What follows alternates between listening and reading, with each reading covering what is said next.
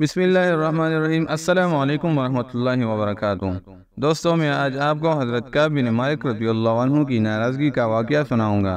رسول پاک صلی اللہ علیہ وسلم نے غزوہ تبوک کے لیے جو لوگ تیار کیے تھے تو ان میں حضرت کعب بن مالک رضی اللہ عنہ بھی تھے۔ نبی پاک نے فرمایا، چلو تبوک پہ میرے ساتھ چلو۔ سب تیار ہو گئے ہیں۔ حضرت کعب بن مالک رضی اللہ عنہ فرماتے ہیں، مجھے گھوڑا بڑا دوڑنا آتا تھا، نیزہ بڑا چلانا آتا تھا، تلوار کا میں بڑا ہی ماہر تھا، میں مالدار بھی تھا، میرے پاس بڑے وسائل بھی تھے۔ حضور صلی اللہ علیہ وسلم چلے گئے تو میں نے سوچا کہ میں چلا جاؤں گا، کل میں گھوڑا دوڑاؤں گا تو میں پہلے ہی پہنچ جاؤں گا، پرسوں چلا جاؤں گا، بس سستی ہو گئی، نہ جا سکا۔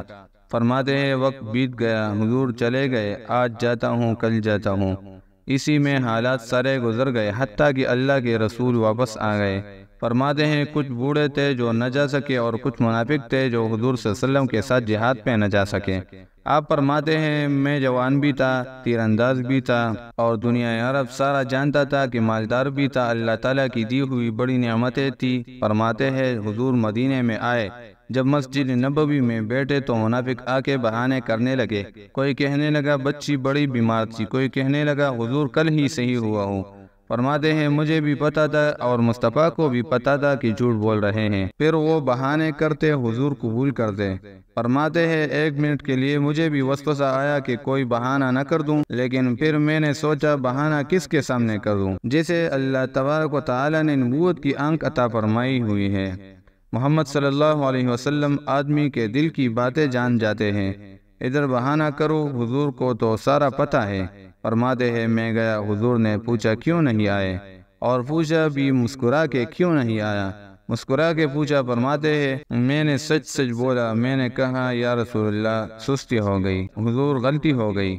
جو بہانے لگا رہے تھے ان کو آزادی مل گئی اور مکتب عشق کا دستور نرالا دے گا، اس کو چھٹی نہ ملی جس نے سبق یاد کیا۔ فرماتے ہیں، ان کو چھٹی مل گئی۔ میں نے کہا حضور غلطی ہو گئی، تو نبی پاک نے فرمایا، اس سے کوئی بندہ کلام نہ کرے، خبردار میرے ساتھ بھی گفتگو نہ کرنا۔ حضرت کعب بن مالک رضی اللہ عنہ فرماتے ہیں، میرا چچا زاد بھائی، خالہ زاد بھائی سارے رہتے تھے، میں کسی کو سلام کرتا تو کوئی جواب بھی نہیں دیتا۔ میں مسجد میں نماز پڑھنے آتا، پھر صحابہ کرام کو حضور نے منع کر دیا تو مدینے کی گلیاں بھی ناشنا ہو گئی۔ فرماتے ہیں، مجھے یوں لگتا تھا کہ مدینے کے دور و دیوار بھی مجھ سے کلام نہیں کرتے۔ آپ فرماتے ہیں، میں مسجد میں آ کے بیٹھ جاتا، جب آنکھیں ادھر کرتا تو حضور مجھے دیکھتے، اور جب میں نبی پاک کو دیکھتا تو حضور چہرہ پھیر لیتے۔ حضرت کعب بن مالک رضی اللہ عنہ فرماتے ہیں، ایک دن حضور کا حکم آیا کہ بیوی کو علیحدہ کر دو۔ باہر پہلے سے کوئی بات نہیں کرتا، اب کہاں بیوی کو علیحدہ کر دو، تو میں نے کہا حضور طلاق دے دوں؟ فرمایا، نہیں، میں کے بیچ دو، طلاق نہیں دینی۔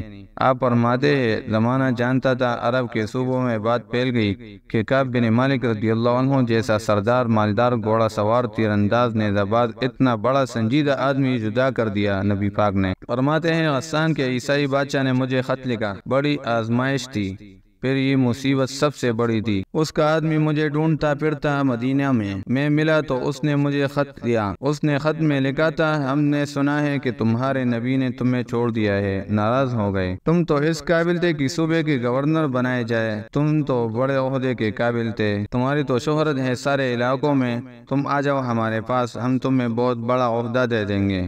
حضرت کعب بن مالک رضی اللہ عنہ فرماتے ہیں، اب میری چیخیں نکلے، اب میں تڑپ کے رویا، میں نے اس کا خط پکڑا اور چلتے ہوئے تندور میں ڈالا اور مسجد نبوی میں سر سجدے میں رکھ کے میں نے کہا، اے اللہ، میرا ایمان اتنا مشکوک ہو گیا ہے کہ کافر کہتے ہیں میں ان کے ساتھ مل جاؤں، اے اللہ، میرا ایمان اتنا مشکل کافر سمجھنے لگے ہیں کہ میں مسلمانوں کو چھوڑ کر ان سے اتحاد کر دوں، اے اللہ، میرا اتنا امتحان نہ لے کہ کافر سوچنے لگے کہ میں اس سے سمجھوتا کروں گا، اے اللہ مہربانی فرما، اتنا امتحان نہ لے۔